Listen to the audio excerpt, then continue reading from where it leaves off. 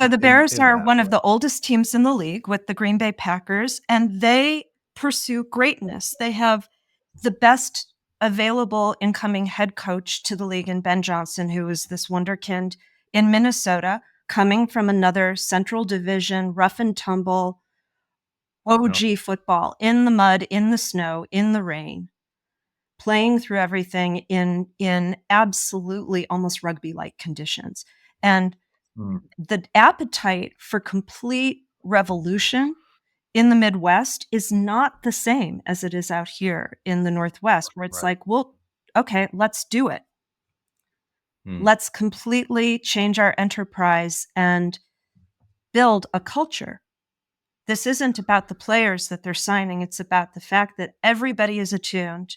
The owner, the general manager, the head coach, who is the defensive coordinator, the new incoming offensive coordinator, to say, we're going to build a new culture.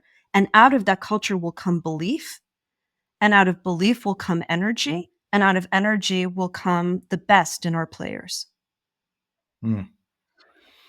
Yeah. It's amazing how many parallels there are with companies that we work with, right? Exactly Where the you same. have, this same kind of dynamic that managers and everyone within the company is tapping into. Um, this is something you've been working with Yes.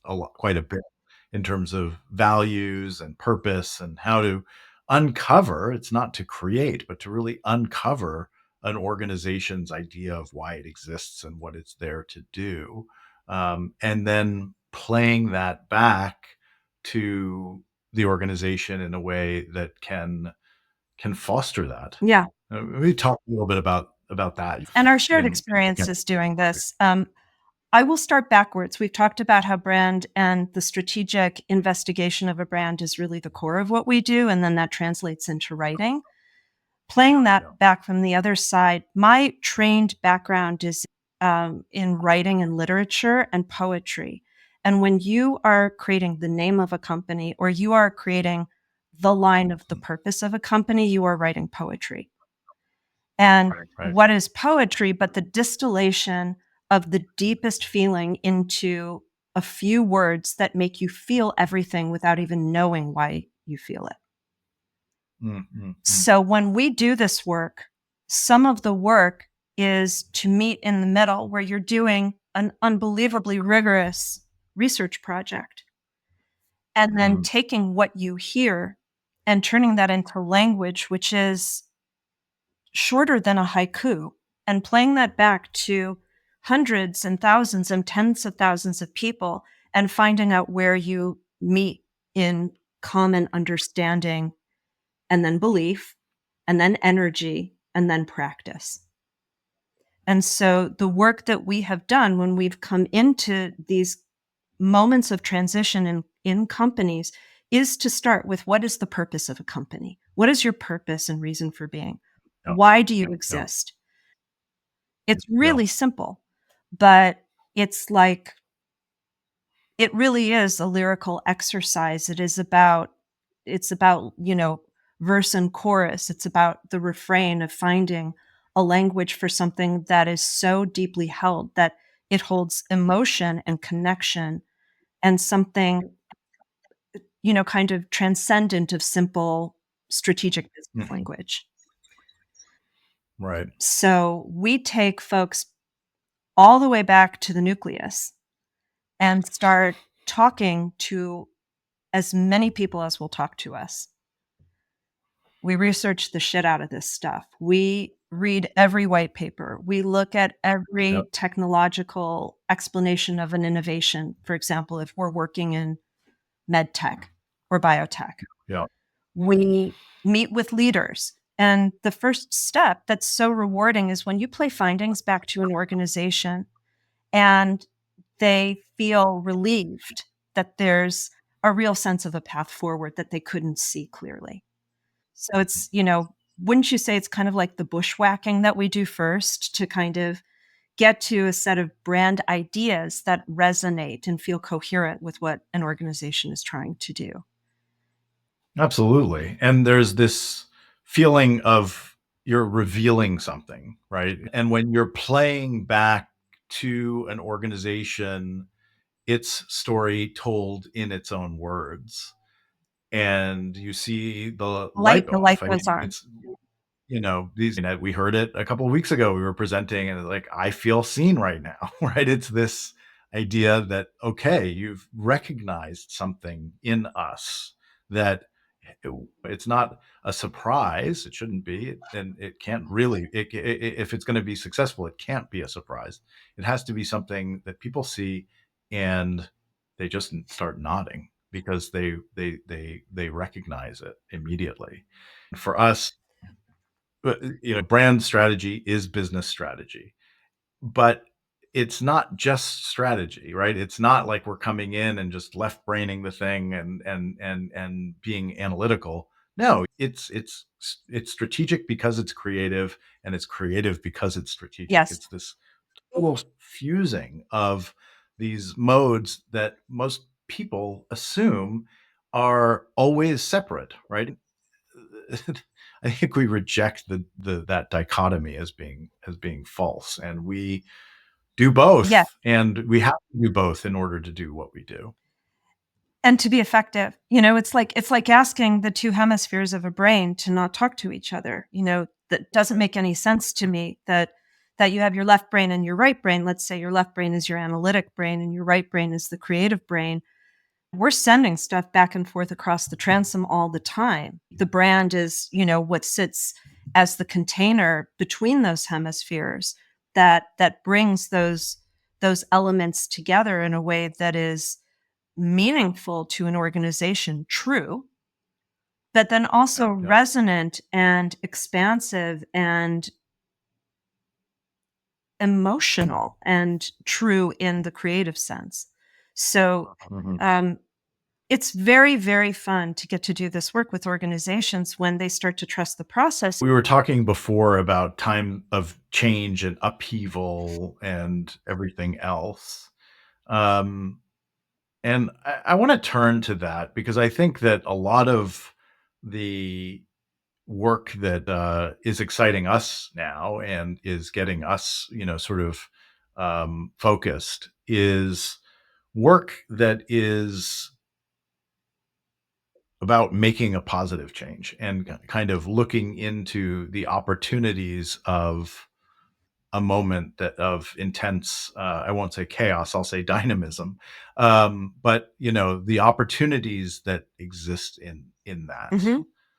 What a great question. There's the practical question of what can brand do to be helpful, and then there's the philosophical question of why is this happening? Why have we been flung into this kind of endless oscillation? It's like we're just in the fan that's just spinning around and trying to find any kind of way of getting some escape velocity and getting back to ground. But I guess that's the answer to both, which is that there's a real grounding force to things that can hold steady and rich meaning at a time Mhm. where meaning is not shared and being kind of buffeted about. And anytime, whether you agree with the meaning or not, if meaning starts to cohere, then you have something grounded and solid to be able to practice or respond to.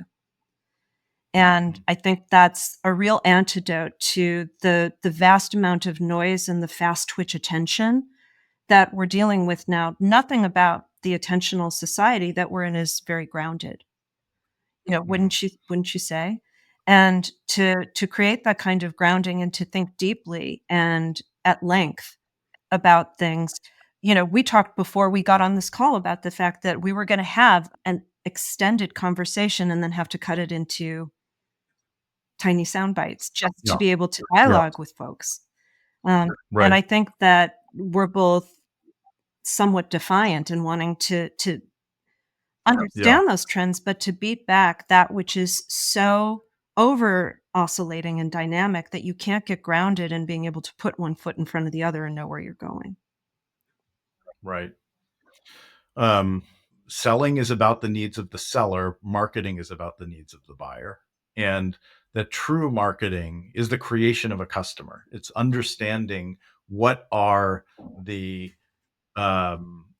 problems, what are the challenges, what are the aspirations, what are the pain points that are out there that people have that can be addressed by a group of people. And I think that we tend to think of that as being product development, not marketing, right? Mhm. That's just kind of the role. And marketers really are, you know, about selling, about creating messages that are going to go out there to get someone to buy something that exists. And the work that we're doing is much more about activating a potential that's out there that is not yet realized. And that's the work that I want to be doing. And I know it's the work you want to be doing. And it's the work I think we need more and more of. Or I'd amend it to say getting people to understand it when they're not at the brink. Mhm. That this is purposeful work, not in any kind of virtue signaling way. This literally is the work of finding purpose in what you Yeah. do, no matter how much profitability comes from that. This is not about being a nonprofit or working only on sort of social issues or social impact. It's far from that. It is about using a sustainable sense of purpose to help make all of the best decisions for a company to be able to grow and last and endure and make Mhm. positive change for its customers, not sell them what they want to hear because there is a gap. I don't think that our attentions have gotten shorter because humans have changed in some way from the ancient days where people could sit down and just read a book. Or it this is the way that people are being trained by a world that has been funded by and built by digital advertising, right? That this is the structures. And what I'm seeing out there, and what I hope is true, is that people begin to demand something better than that. And I think that it will happen, because I just don't think that this world where, as you said, fast twitch, attention switching is. I don't think it's sustainable. I think that it's making people unhappy, and I think that it's making people angry, and I think it's making people a bit depressed. And it's exhausting. Yes, and it's polarizing and there's no patience in it. There is, there is we probably date ourselves when we're talking about this, but there is the pleasure of an unfolding and being Mhm. patient in that process, going, I know this is in your brand work, going all the way back to the beginning. I'm telling the story around the campfire and we're all hanging out, listening to the story unfold. And I think one of the benefits of the time that we're in and the work that we do is that we are living in history unfolding right now. We're Mm. living in an age of phenomenal, incalculable innovation unfolding right now. Mhm. And we don't have to rush to pretend that we can stick a label on that and market it because we have the customer base. It is sitting with that unfolding and helping companies execute with patience towards long-term goals that are really good for what it is that they want to be making. But if you think about value in the most abstract sense, value Yeah. is meant to be additive, not subtractive. Mhm. So, and another word for that is evolution. So, how do Mhm. we add to be able to progress as a company, Mhm. as a city, as a family, as a sports team, as a cuisine? Yep. How do we move forward and add to what we have been and become and learn versus how do we pull back and contract and subtract? And I Yeah. think there's a real interesting tension right now between the tendency to contract and subtract versus add and extend forward. And any of the kind of work that we can do in these conversations, again, coming back to this particular toolkit that we use called brand, this gets philosophical really fast, but in a Mhm. way that is appropriate to the sense Sure. of, if we're going to be economical, if we're going to make the right investment, if talent that's out there that values itself and wants to come to my organization needs to see itself reflected in what we value, then we have to be making things, whether they're messages or products or services or technologies, that are adding something, not subtracting something. The thing that sits between these two, revolution and evolution, is innovation. And we had an experience with somebody that we were meeting with last week who talked about the fact that innovation is to make things better. Invention happens. It's awesome. We're in a period in history which is full of actual invention of things that never existed before, but that's not really the human condition. The human condition is about innovation.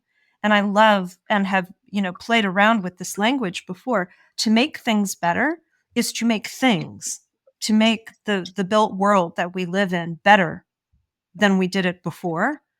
But it's also to make things better in the sense of to make there be a sense of being that's better than we had before. And that's very, very interesting to the human imagination. Innovation is tolerable and desirable and attractive and valued.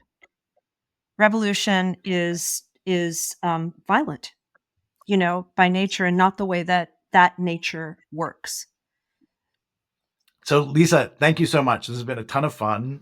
We've been waiting to do this now for a couple of months, and so it's great to finally do it. And thank you for all just everything that you've shared and all of your insights. It's a total pleasure. It's really fun to record one of these conversations that in all honesty we have all the time anyway. All right. We'll see each other soon. Take care. Okay. Bye. Bye.